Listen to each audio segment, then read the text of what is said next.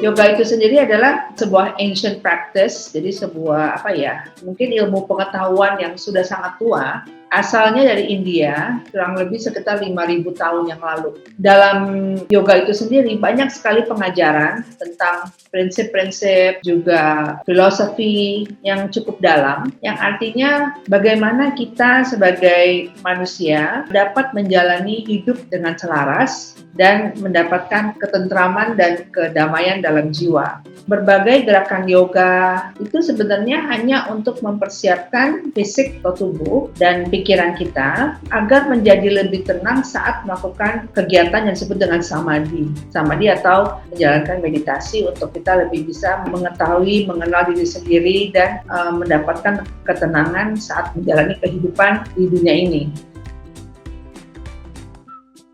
Seperti yang kita tahu, anak-anak ini kan masanya tumbuh kembang mereka berbeda-beda setiap umur, setiap usia.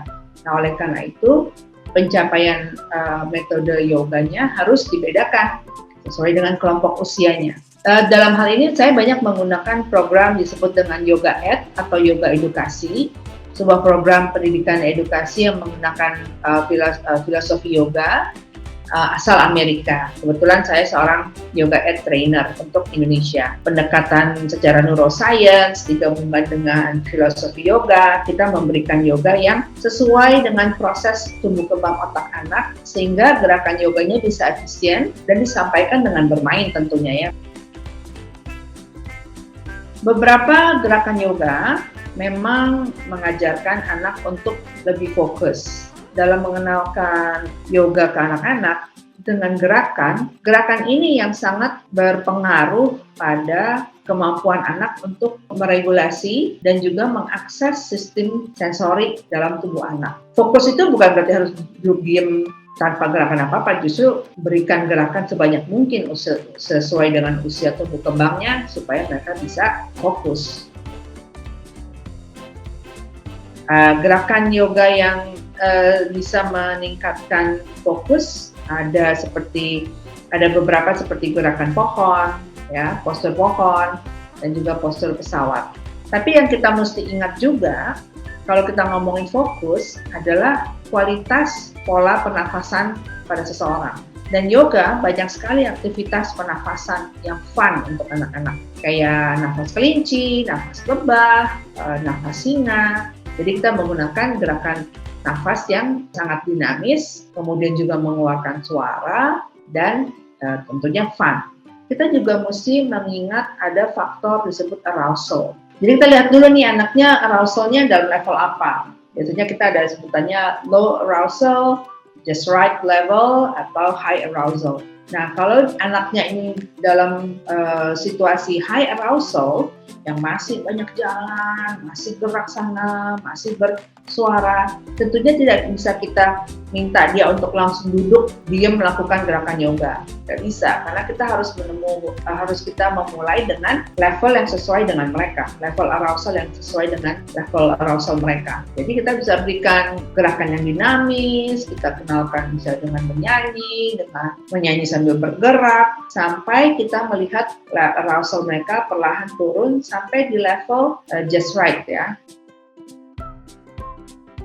Sebenarnya bisa setiap hari ya, hanya yang perlu menjadi catatan, kita harus tahu kebutuhan anak ini apa. Kita bisa pilih aktivitas apa, gerakan yoga apa yang bisa membuat atau menstimulasi istilahnya lebih energizing, atau juga yang bantu mereka untuk lebih calming. Yoga itu sebagai tools untuk orang tua atau si anak juga kita ajarkan, oh ya kamu kalau nervous atau lagi misalnya cemas, atau kamu misalnya lagi mau kesel atau marah, mau kesel seseorang, kamu bisa lakukan ini, nafas ini, atau gerakan ini. Nah, gerakan yoga ini yang bisa bantu mereka untuk meregulasi mereka. Si pendamping atau caregiver atau orang tua juga mesti memiliki kemampuan meregulasi diri sendiri. Karena kalau mereka tidak memiliki kemampuan meregulasi diri sendiri, akan sulit untuk meregulasi anaknya. Jadi karena penting sekali untuk mengajarkan yoga sambil bermain. Nah itu dia, karena yoga itu bukan satu seperti terapi atau untuk anak-anak ya, atau tentunya yang dilakukan harus secara serius, nggak bisa seperti itu. Karena kalau